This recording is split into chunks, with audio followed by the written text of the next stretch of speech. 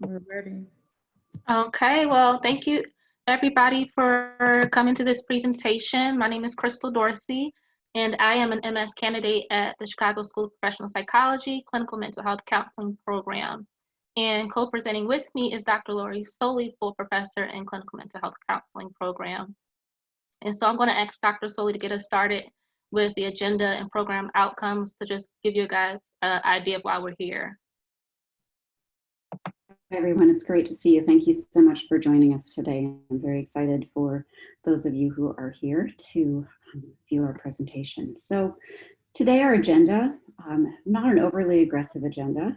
We will be talking about our program outcomes, our rationale, talk a little bit about the background on trauma-exposed youth in urban communities. We'll also talk about reasons to implement community-based interventions, talk about some examples of current community-based interventions, and also Crystal will be sharing some of her own experiences.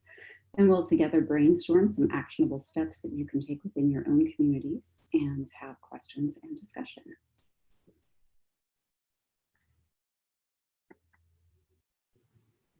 So today, the objectives for today are for you to explore ways that community-based interventions can serve the mental health needs of children living in urban communities, discuss and develop strategies and interventions to implement for children in urban communities, and to brainstorm actionable steps for mental health professionals and anyone else interested. The rationale for this presentation, let me just back up to, I guess, the real rationale came because this is a passion for Crystal. And so I do just want to take a moment to acknowledge that Crystal, as the prime presenter in this was really very much a presentation that is deeply meaningful to her. And so the rationale for this is really driven from her own lived experiences and her passion for working with this particular trauma exposed population. It is something that she would like to do as she moves through her program into internship and then out into the world. So when we started talking about a presentation to do together, I asked her what she would want to do, and this was really where she landed. So it's very gratifying for me to be able to have her have this capacity to be able to present this today. So as well as that, as an informal rationale, we also wanted to raise attention about the alarming rate of trauma-exposed youth in urban communities and really expose a little bit more of the need for cost-effective and accessible mental health resources. Talk a little bit about how counselors can be part of a team of professionals in establishing community-based interventions and contributing your expertise to treatments and practices, and also to understand additional strategies, interventions, and resources for community-based interventions within these communities. And by understanding these better, counselors are better equipped to advocate and assist within your own communities. Thank you, Dr. Soli. And if I could just also add, like Dr. Soli said, that this is a passion of mine. And it was something that, you know, as Dr. Soli said, where can we really provide our expertise and make a contribution? And so as I started thinking again, like she shared about, you know, my internship, where would I look for, like career-wise? I had to think, you know, what's around me and what really hits home. So I am a Baltimore native. I grew up in Baltimore City. I have family still living in Baltimore City. And I also work at schools in Baltimore City. And so I get this firsthand experience of being around people that have that hopelessness and anxiety within them. And so that's something that's really important to me.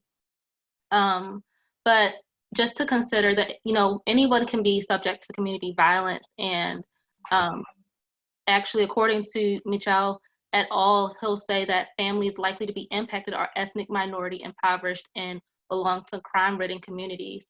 And so I would like to share a little bit more on like what the prevalence is, just to get a bigger picture. And so we're going to talk about the prevalence. Actually, I'm sorry, Crystal. Before no we problem. jump in, I realized I believe that are there only two people in the presentation besides Jennifer and Angeli? No, we have more. Okay. Yeah, we have 35 people. Never mind. Yes. Keep going, Crystal. 36. Yes. And so one of the things we're going to talk about to get a big picture of what these youth look like is the prevalence, the mental health effects, and the non-adaptive coping mechanisms. So the prevalence. So right now, what we see is that there in the urban communities, there are more youth experiencing trauma than those that are in the suburban and rural areas. And so like 50 to 96% of urban children witness community violence at least once in their lifetime. You have 70% that report being victims of the violent act that actually occurred. And then there are also a number of youth that actually just only hear about it. Another thing you want to think about is that a lot of the youth that are coming into contact with this are just witnessing it, but that also some of the communities that are experiencing it are like overrepresentation in low income neighborhoods. And so just to consider what some of those things look like for the youth, that's abuse, neglect, household dysfunction, fights, stabbing, shootings, and it's essentially any type of event that is within the local neighborhood that involves crime, weapon use, violence, potential violence. And so just considering all of that, one thing that came up in the studies that I was researching is that it's imperative to the public health community to get this down and straight and understanding what can actually be done to help serve these youth. So I have a question, and if you guys want to pop it in the chat, we'll be monitoring that as well. But maybe some of you have come across paths with youth who've lived in these urban communities. So in your opinion, did you notice any mental health effects? And if you notice any, what did it look like? And again, you can feel free to add that in the chat. If you would like to come off the microphone. I see Michelle. She says, I was working in Philadelphia when I heard a child say to his father, when I go to prison. This child was no more than 5 years old and already decided he was going to prison. Wow. ADHD diagnoses. So Angel, the question that I mentioned was basically if, in your opinion, if you've come across any of these youth that have been in these urban communities, have you noticed any mental health effects, and what mental health effects did you notice? Greater anxiety. Thank you, Dr. E. In general, narratives like the world is not safe. PTSD, Michelle says. Kyra says problems with trusting others. That's a good one. Situation similar to PTSD. Kids labeled as oppositional defiant disorder. Wow. Boys have a lot of anger. That's come up in a lot of the studies, and I'll talk about that more. These are all good, guys. Well, thank you guys for taking the time to share that. I appreciate it.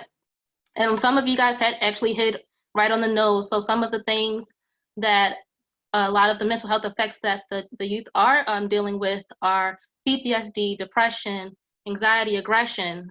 Someone said that, aggression as well, local academic functioning, school disengagement, and even HIV-related risk behaviors.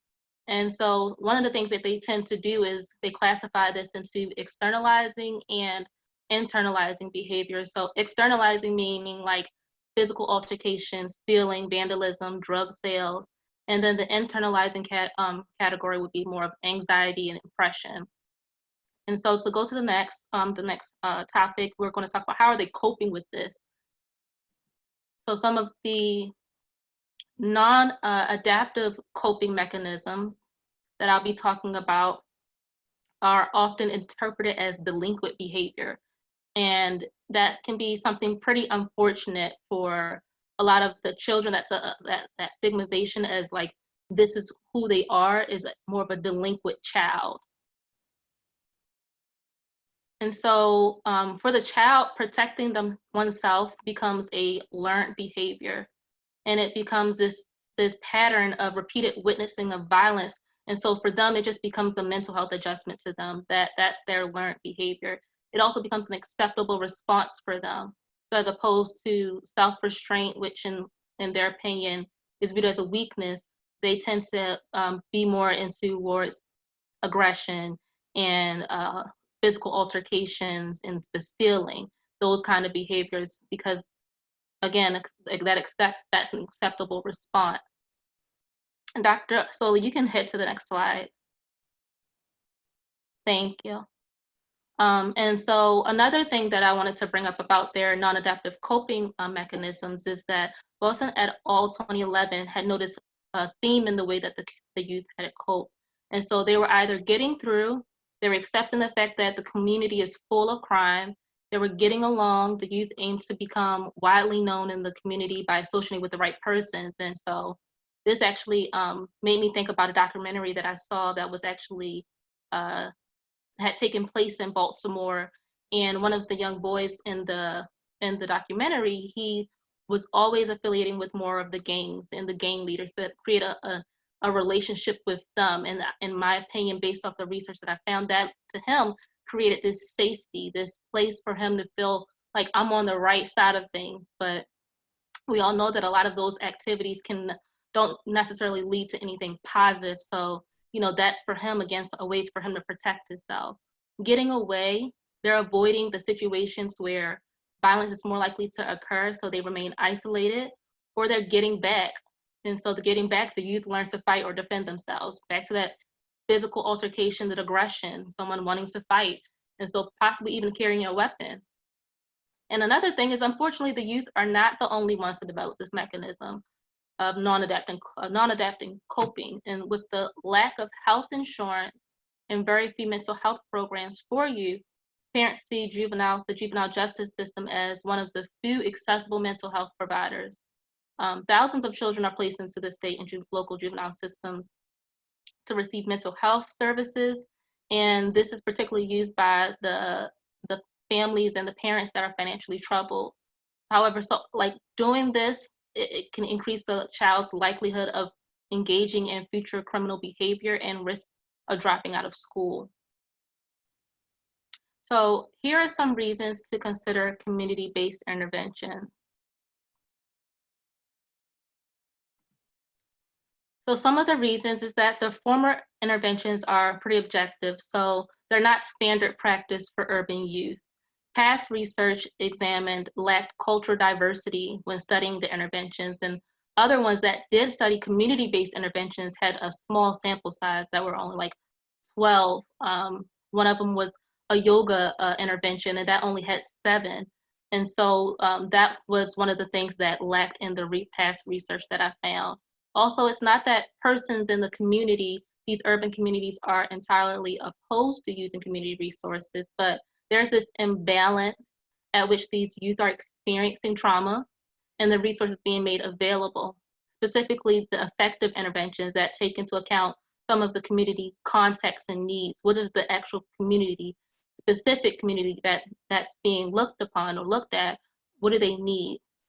And so again, trauma is happening fast, but the resources just aren't being developed fast enough.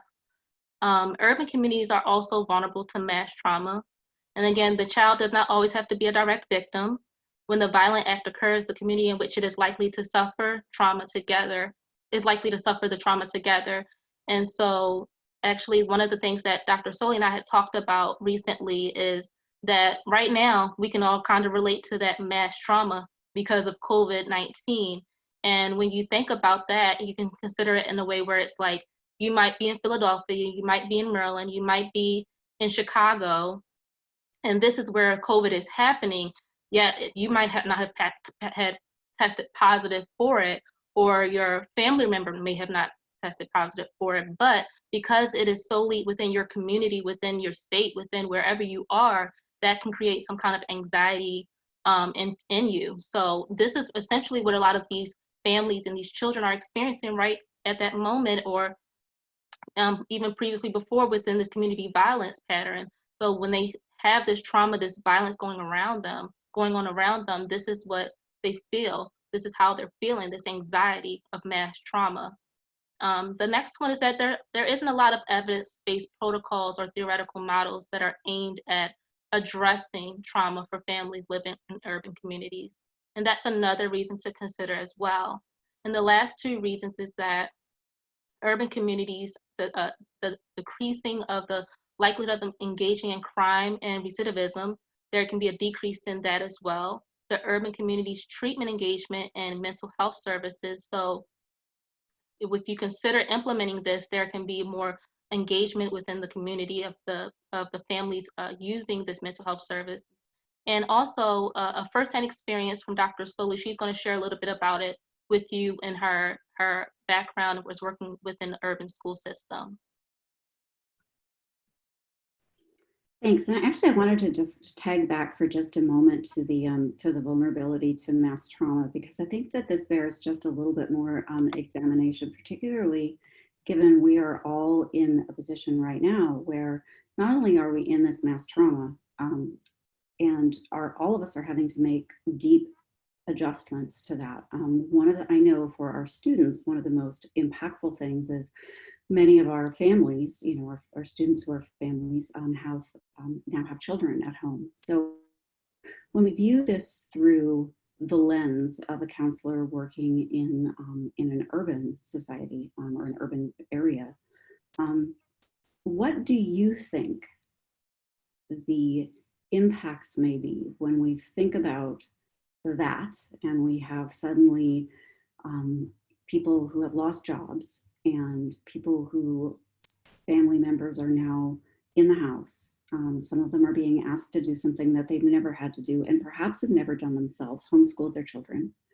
So what ramifications, and this is very like here and now. So I'm really like taking this into like, how would this, and this, maybe we can talk about this even a little bit more in our brainstorming section, but how is what we're undergoing right here, right now, as if we look at the impact on that in these communities, what could you envision is going to come out of this in the next month, 2 months, 3 months, year, that you're going to see that is going to increase the need for community-based interventions in urban communities? And I just want to open it up. Like, you can put something in the chat, but I'd love to hear people's voices about this because I think that it's just so pertinent and so relevant right now. I think you're going to see a lot of people coming out of this in those communities who have a compounded level of depression and PTSD or other stressors, anxiety levels increase as we go through this collectively. But in that particular community, I think you're going to see it massively explode. Mm-hmm. Thank you. Yeah, thank you.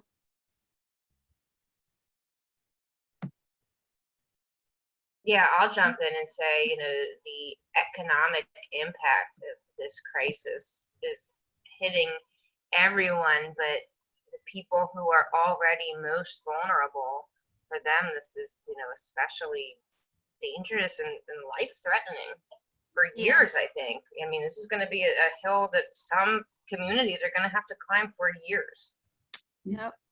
Yeah, I agree, Jennifer.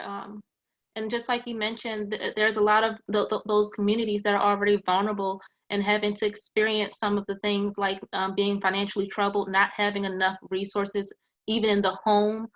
Some of these urban communities tend to have a little bit more of domestic violence, abuse, and neglect surrounding the children and everything. So one of the things I've seen just in my in me passing through, some of the social media is just kind of considering whether or not like what's going on with the kids who don't have the resources being made as far as food, and some of the kids that may be dealing with abuse at home. And now, every other kid may be happy that they're no longer being at school, but now that child that was in the school is now back at home and dealing with the abuse at home as well. And so I think that's a really good point. And one of the things I have seen, particularly in Baltimore, is that they've created different areas for the kids that don't have the resources for food. They have like different things set up to kind of help with that as well, as far as getting food, going to different schools, having that meal plan kind of set up for them to receive food. I'm just going to look over some of the things in the chat because I don't want to ignore those who are adding to a conversation through the chat. So Michelle said, do you feel that urban youth are more likely to experience complex trauma than other youth? I do. I definitely do, from my experience, think that urban youth are more likely to experience it. Again, one of the things that I found was that there's a lack of resources. And a lot of the things that, like Dr. Soli had said, there tends to be this kind of ripple effect of what's going on, what kind of resources are made to their families. And so I think of, you know, what kind of things do these children receive through the child welfare system? What kind of things do these children receive again through the meal plans? If they're not already receiving those resources, then I feel like that's where that lack comes in and becomes a stressor for them and their families to now have to deal with the community violence and whatever resource they don't have. Jennifer Lee says, I see a lot of depression and not being able to grieve. Funeral homes are only allowing 10 family members. Right now, this is a particular crisis. Yep. Domestic violence is seeing a drastic increase. The grieving piece is one that really hit me. And for those of you who know me well, you know that grief and loss is one of my loves, as crazy as that sounds, but the need for grief counseling, I think, is just going to explode. And I think so many of the behaviors that we're going to see are going to be based on that. And it just, I mean, some of these children, but also, you know, their parents who have lost people, and there's no closure. Like, it's like this hole right now. It's amazing. It's so, and you know, coming up with, like, what do we do about that as a community? I mean, it sort of leaves the whole community itself in a vacuum, right? Yeah. Like, because we can't get together. Like, one of the things about loss is, you know, we grieve in the area of the loss. So, like, we can't even gather to do our normal rituals when we lose someone anymore. And that's, of course, particularly in certain areas of the country. But I think that that's something that will probably emerge too. And I didn't want to take a whole lot of time with this. I noticed that I think we had a little bit of time. So I thought that it was pertinent. Yeah. Could I add a piece about the grief and loss? Please. Move on. Sure. I've been talking to some people about grief and loss in reference to, like, losing jobs or losing, like, opportunities to reach milestones like graduations or even weddings and things like that. And I thought that was a pretty interesting way of looking at loss. We tend to look at loss in reference to death. But a lot of people has lost opportunities, have lost jobs, lost finances, a loss of expectation, and kind of talking to people about how to cope with the loss when that thing is not as tangible as a person. Absolutely. Yeah. And just from a loss perspective, like a loss theory, you know, loss is, you know, loss has, I mean, bereavement is when we lose someone by death.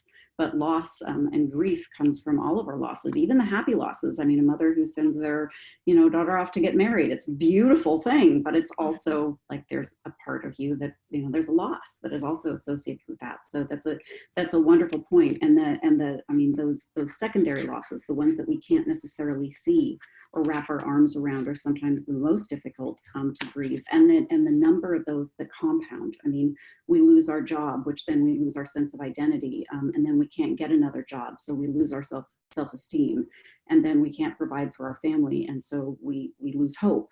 I mean, you know, and then maybe we have marital difficulties, so we lose our spouse. Like, they can, the domino effect from some of these, you know, things are massive. And you know, I would strongly urge everybody, you know, in the aftermath of this, when people can actually gather, or even now, to you know, I'm getting into brainstorming, so I'm going to be quiet, but you know, forming places where people can talk about their losses, I think right now would be a super helpful thing, because I think that, and in grief and in loss, many people feel isolated. Although I would say probably within this, because it is literally national, there's probably not as much of that isolation feeling as in some things, which can also bring together communities, right? Yeah. So I'm going to just very briefly share, because actually this conversation was much more interesting than the one that I was going to share. But I worked for the first few years of my career it was outside of Portland, Oregon, which I know it's not a Baltimore, but actually the community that I lived in was a semi-urban area it really emulated what I have, having lived in Seattle, what sort of the urban community looked like there. Very, you know, Woodburn, Oregon used to be the the intersection of the gang corridor on I-5 from California to the border, the northern border. And many families, gang families from rival gangs settled there and never ever did that go away. So I was a mental health counselor working in a school there, and one of the community interventions, I wrote a grant and was able to build a climbing wall at our middle school, which got, predominantly our students, but it was also, it was community in that parents got involved. It gave students another place to go and to be when we were able to have it staffed. It's hence gone away, but you know, it was a community-based program that, while fairly short-lived, it really kind of died out after I left there because there wasn't really anybody who wanted to continue it, which is, I guess, a pitfall of some community-based interventions, right? When the leader goes away, the program goes away. But while I was there, it was amazing just within my own school itself how that was able to supersede some of the rivalry and some of the violent tendencies that that were happening between students, because it gave them a place to compete or to show supremacy that didn't have anything to do with I guess turf.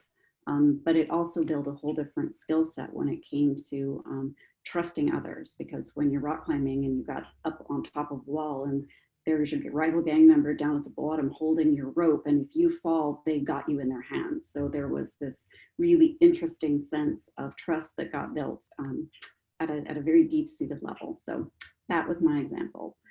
With that, let's move into some of the community-based interventions that Crystal is going to share with us now. Yeah. And I want to mention, I'm sorry for your loss, Karen and Jennifer. And I also see that someone said that some of the youth can be immune to loss and gun violence, and I completely agree that sometimes a lot of this stuff can be that their cultural norm of them experiencing these things. So thank you for sharing that as well. Some of the suggestions, though, that we have or found from the literature was that it has to be accessible. With there being such a large disparity in the mental health community and with having mental health services for these youth, the services have to be accessible to these urban communities. And when you think about accessibility, I don't want you to just think about how they're able to obtain it, but just how they're also going to be using it. Okay, so accessibility in its use, it can often be reduced in a way where because it lacks the community focus, and it also lacks having culturally informed trauma interventions. So with that, it also has to have a team of professionals that should remain culturally informed. It also has to be cost effective. That's another thing. And then much of the research, I think someone else brought this up in the chat earlier, that boys tend to show anger. And one of the things that actually came up in research is that there was the sample that they would do with a lot of these community-based interventions, it only addressed the boys. And we tend to see that, but as you can think about, again, some of those things that happen, HIV-related risk, risky behaviors, you also have a lot of the physical altercations. This tends to impact girls as well. All those tend to impact girls. So you want to address the gender differences with exposure as well. And then the intervention has to be community focused and tailored to the needs of the specific community. So it can't be just, again, that standard practice. It has to be a little bit more tailored and focused to what's actually currently going on within that community. And another thing is the collective socialization approach. And so you have parents, you have the neighborhood, you have community-based mental health service providers, schools, and child welfare system all coming together collectively to engage in this pro-socialization for at-risk youth.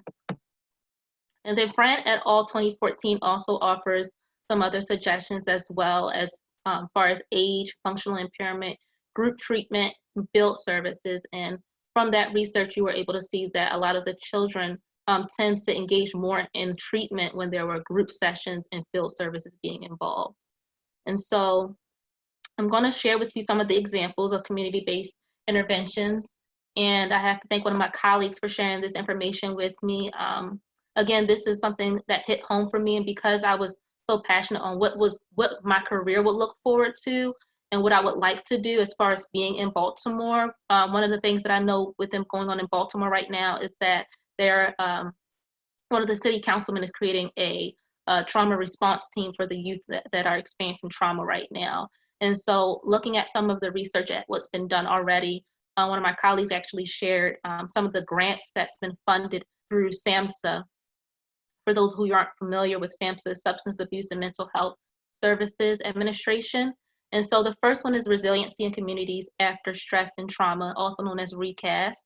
And for RECAST, what they'll tend to do is they'll approach the culturally and linguistically appropriate, approach it from that type of lens. They'll also have ways to engage the community members, partners, and youth. And some of the cities that it's been done in includes Chicago, Baltimore, and Oakland. And just to share a little bit of the examples that's been done with those different cities, Chicago has found a way to integrate the youth in the work being done by having them conducting trainings and community presentations. Baltimore has had a similar approach with targeting that as well with youth empowerment and engagement. So they also created an initiative called Be City, which stands for Baltimore City Intergenerational Initiative for Trauma in Youth, so Be City, and that creates this more equitable access to trauma-informed communities. And so they'll also include like community boards, youth community boards, student government associations, and youth-led advisory leadership boards. And then Oakland, California, what they'll tend to do is also focus on promoting community healing and youth empowerment. And so they found ways to have these youth become involved through a mini grant called Youth to Youth, where they developed a way for the youth to actually lead projects that improve relationships with law enforcement, community, and the youth in that community. And so another SAMHSA funded grant is was done in Philadelphia. It was called Philadelphia Alliance for Child Trauma Services. And this one again, and you'll see this pattern, and that's why it's important for us to share this with you all, is that some of the things that you'll see is that the people that are partnering and becoming involved in this are the mental health professionals, the community mental health agency. And so one of the things that PACS has is they include the policymakers, they include the community health agencies and university-based researchers, and they focus on developing partnerships with other child serving systems. They include universal screenings. They have a delivery of evidence-based trauma-specific practices, evidence-based practices that they'll also include.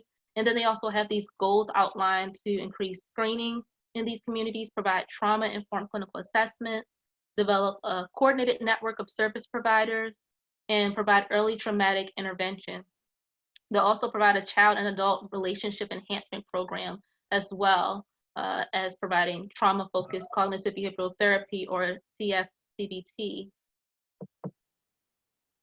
And so there's have been patterns where they've seen with the PACS program, they've seen youth trauma symptoms. They've seen patterns of that in a more positive light, and they've also have seen it also impacting their functional impairment. The last two examples I'm going to share with you all on the current community-based interventions would include the Coordinated Community Initiatives and Cognitive Behavioral Intervention for Trauma in School. And so the Coordinated Community Initiative, this one has particularly been done for community violence prevention and intervention among youth, urban youth, particularly African American. And so one of the things that they've aimed to do was reduce the gang activity and flow of guns to minors, provide supervision for youth considered delinquent, and they've also offered ways to teach alternatives to the violence. And so one of the things that they've done in this community initiative is that an example of what they've done actually is creating this bedside counseling for juvenile victims of gun violence to prevent them from retaliation. And so they'll include victims, friends, and family members. And they've seen this particularly helpful with boys in coping. So again, moving forward, they would have to address these gender differences as well. And then another one is the Cognitive Behavior Intervention for Trauma in School. And so early in the presentation, I shared with you all that that was actually one of the mental health effects of the youth, and what they're experiencing is school failure. And so there's a lot of attention drawn to places and interventions being implemented within the school system. And actually, one of the things that I actually experienced when I was in the Baltimore City School, it was a program called Best Friends, and it's not around anymore. Me and my sister will search high and low to kind of find the songs we had to sing and anything of that nature that kind of reminds us of that memory, because it was helpful. But ideally, what it was aimed for us to do is to keep us from, again, these HIV-related behaviors, to keep us from being involved in physical altercations with other girls, and showing anger and frustration because of what was going on within the community within Baltimore City.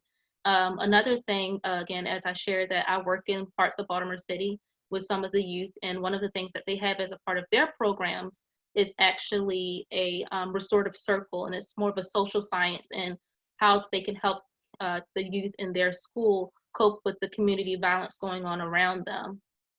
And so from this research, one of the things that they've done with the cognitive behavior intervention is that they will address symptoms of post-traumatic stress disorder, PTSD, anxiety, depression, all related to community violence exposure. And they'll also address the increased community exposure that was caused during increased school failure. And so one of the models that they did was a 10-session models, school-based intervention utilizing behavior skills within a small group. So that's very similar to what I actually experienced now with one of my clients, where they provided during this non-academic time. So they'll do it in the morning, during homeroom, or in the afternoon, just before the kids leave for school, like during a restorative, again, circle kind of opportunity for them to talk about what's going on in their homes and their communities. And so that's actually going to conclude exactly what we're going to talk about for the community-based interventions, but we're going to transition into brainstorming some actionable steps. Dr. So I'm going to ask if you can lead us on that. Yep, I was just trying to get myself off of mute. Okay. Thanks, Crystal. So, I know that I kind of jumped ahead into brainstorming and just kind of talking out loud about, possibilities for how to transition even now with the new and presenting information that is emerging within our communities. But I just really want to have us verbally or in the chat, but love the verbal conversation as well. It makes Crystal and I feel like we're not quite so alone out here together, but separate, right?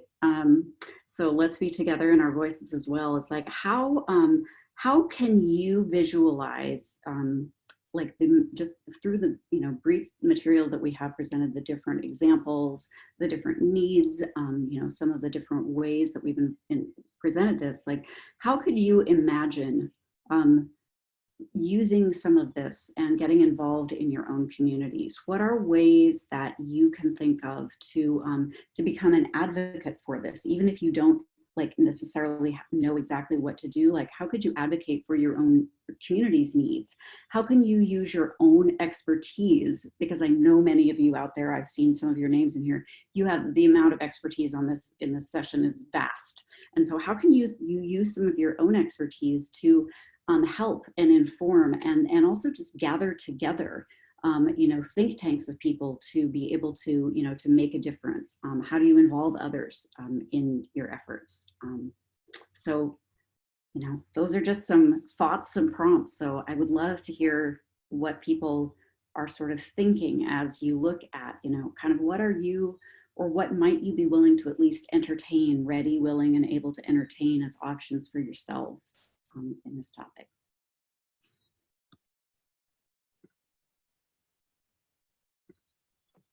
I see Constance said creating a program that provides creative outlet for inner city youth. That's a great idea, Constance. Actually, there's a program in Baltimore. I think it's called Artworks, where they have some youth tend to get together to actually create artwork on a lot of the buildings in the community. So that would be a great thing to kind of generalize into different communities as well. Karen said making alliances with schools, churches, and other organizations that are already working in the community. Another great thing, those are some of the places that are more accessible to some of these urban families. So the Black families, the white American families, those belonging to these communities, urban communities. I really like, Michelle had, oh, I'm sorry, go ahead. No, you're good. You can, Oh, I was just in the chat. Michelle had mentioned that sort of this phenomenon that anger is a secondary emotion, which is so oh true yeah. for therapists. It can be really difficult for us to get past those primary emotions. So, like, I guess one of the things, and I'm a huge we got to get into the feeling, into that, and the anger iceberg, which is awesome. And I think of how do we create a community intervention like around the anger iceberg? Because I think even with the COVID that we're facing right now, there's a lot of anger out there at a lot of different people, which anger often stems from a feeling of powerlessness, right? So, maybe we create an anger iceberg in our online communities and start a thread, where we start just just talking about it and getting underneath some of that. So. No, I agree. I think that's one of the things that we've seen in the grant program. So having these opportunities to kind of create these moments for the youth to talk about it, create seminars and not interventions, I'm sorry, but seminars in a way where the kids can talk about it. For me, I'm highly involved in like local and national political advocacy. And I think that can be intimidating for people in the counseling field. But what I would want all counselors in training to know is that you don't have to be a political expert to fill this role. You're an expert in counseling. And that's what they need. Often legislators have to vote on a lot of bills that involve areas that they don't know much about.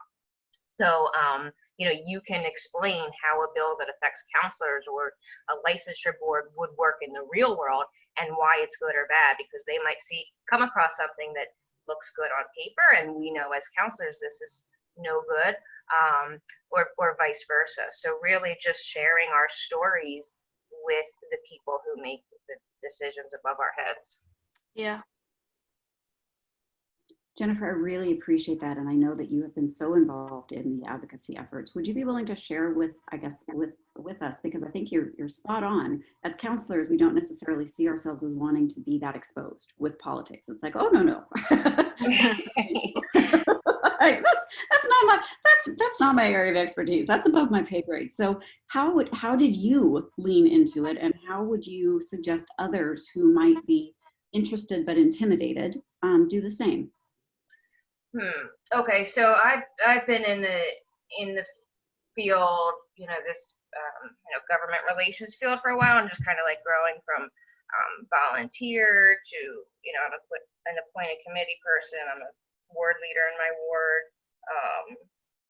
I just got elected secretary of a Delaware County Young Democrats. I do too much, you know that. But but what you can do, even if you're just I don't know where to start, is I would go to the ACA blog. They have a government affairs group, and they actually have links where you can find your legislator, and they have email templates about certain issues. So it's really easy that way. Or just find out who your legislator is and send them a message on Facebook. Schedule a meeting with them if you're that brave.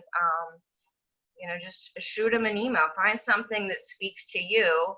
And they really need to hear from us. They really might not know what we are seeing in the real world.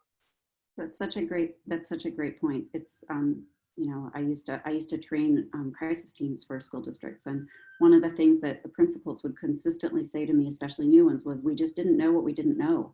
And I think it's so important to remember that, like, it's not that they're trying to be ignorant, it's that they really are. They don't know what they don't know. And so seeing ourselves as the experts, while sometimes that's hard to embrace, is really important. And I think that actually, I want to make sure that we had, Michelle had put in here, building a sports program that brings urban kids and law enforcement together, building those bridges of respect and trust. I think that's an awesome idea. It actually kind of goes back. Go ahead. No, I was going to say same. I definitely liked, it was another one, I think, Judine, I'm sorry if I'm not pronouncing your name right, but Judine, or Miss, I'm sorry, the comment that says connecting mental health and trauma through music. And I think that as well, and even the building a sports program to kind of build this law enforcement, so that there is not a label of anxiety on who they see a police officer as, I think would be a great help. One of the things that I've actually thought about as well within my church community is kind of having maybe an opportunity for law enforcement to come in and watch a movie, something as simple as that with these youth, sitting down to have conversation over something that doesn't require for a lot for anybody to do. So those are all great suggestions as well. Oh, there's so many good ones in here. I want to save this chat. I hope that we can. I think I can find a way to save this chat. Yeah, I but, think you can. Up to Us Sports, entire coaching platform on trauma-informed coaching. That's fabulous. And William or Bill, whatever you go by, or something else. Ways that youth can earn a wage doing work that's meaningful but helpful. I love that idea. You know, and it as I think about that, like so many communities do have like small grants, that something like that you could truly tap into if you just, you know. And I think so many of us now, we feel so, well, maybe I'm having some transference. We just feel so tapped, right? Like, oh my goodness, like if I do this, like, can I really commit to it?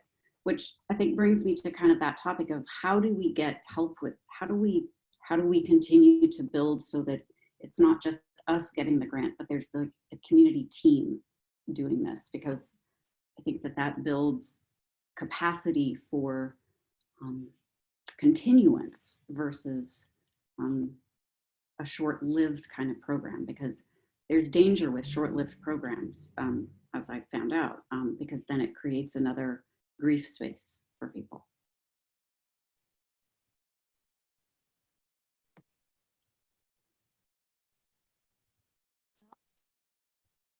Up to youth, I like that. Sports builds their entire coaching platform and trauma-informed coaching. Yeah, we'll definitely have to find a way to get youth involved in their community, help create a community garden, something they can take up ownership and pride in. I like that idea as well. I've seen that done here in Baltimore before. What do you Even if think? it's just a little tiny baby garden. I mean, I see these little tiny gardens in the, just like in the, you know, in a median. Yeah. They're really just kind of tending on themselves. I think somebody else was going to try to say something.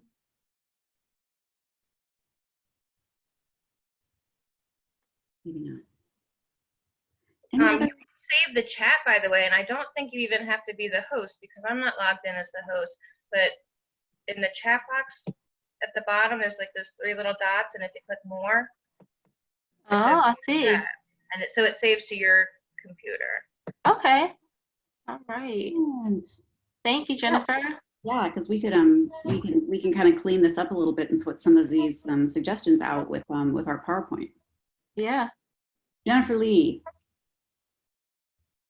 Jennifer Lee raised her hand. Jennifer, if you're trying to. I didn't mean to. Sorry. Oh, okay. It's okay. Happy to have you talk. Yeah, we'll just take it as a yawn. Okay, that's cool too.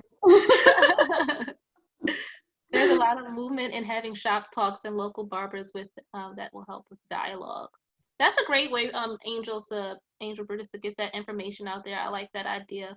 I think that's a strong point and a strong way to kind of get the community involved as well. Kind of going to these other more of the partnerships that some of us may be familiar with, like the schools and like the mental health services, but even the kind of those informal partnerships with, like, you know, the barbershops and those things that can really get the connection and those ties between the families and this relationship and that relationship. And I think that's an important thing for a lot of these people to see, is to see people in the community. Again, remember, they're getting along, they're getting along with those persons that are more gang affiliated, but getting involved with people that are seen as leaders. And that's what you see in some of those grant programs that have been done, that they're getting involved with a lot of more of these leaders in the community that have some help to help them with that empowerment, helping them with schools, helping them with getting into possibly any kind of political places. And so that's a great comment as well. I like that idea. Block parties, yeah, Michelle. I think that there is really more of a trend now too, going towards sort of micro interventions. Like it doesn't have to be, you know, a whole community. It can be just a pocket of a community. I mean, I live in, I split time, but I spend a lot of time in St. Louis. And, you know, what happens in a 3-block space, in one 3-block space, like can make the world of difference for those 3 blocks. But those 3 blocks may not have the same needs as 3 blocks further east. But so, you know, so like if you can really, like going back to that, like tailoring those interventions to, you know, within it. But that I think also takes, you know, building relationships within those communities themselves, which admittedly can be tricky. Yeah. Well, we are closing in on our time for today, but I wanted to open it up in case there were any other questions or discussions, anything else that anybody wanted to add.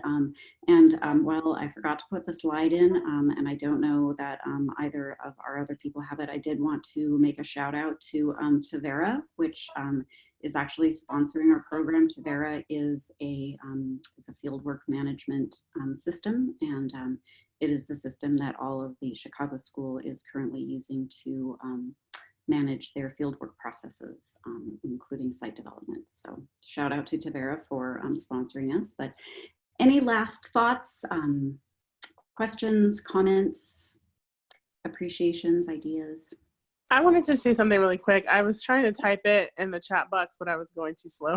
So now I wanted to say that I'm a huge proponent of theater arts and how it helps youth. And where I moved from, I got to work a lot with some kids who were in urban settings, and I could see how just the art of being able to express your emotions and gain communication skills and things of that nature really built confidence, and also having an avenue to be able to express yourself and form other relationships that perhaps they weren't getting at home really helps. So just wanted to add that.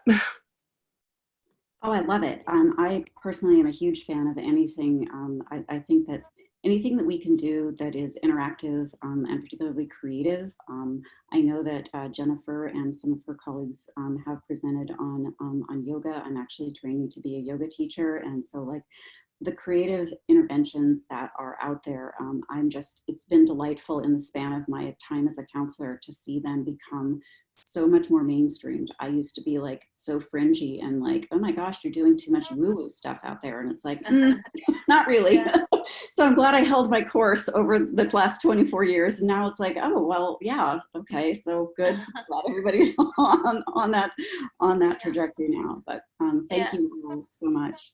Yes, thank you, everyone. I have to just piggyback off of that as well. Like, you know, I'm a big person into that creative side, and you have to, again, tailor it to what's for the needs of these communities. And that's one of the things. These kids are into art. They're into being able to draw. And one of the schools that I'm at is actually an art school. And so that's a great way to get these kids involved. And it doesn't have to be something as simple as them drawing on a canvas. Let them do something within their community that becomes this reminder to them. And so kind of put into those creativities, making it fun. You know, they're kids still, so making it fun, bringing that back, that child life they need to have and to preserve. So I think that's a great thing. But thank you, everybody, for coming. Thank you so much for the comments as well. References. They will be with our slides. I know we need to turn it over to the next group, but thank you all so much. Thank you, guys. Thank you.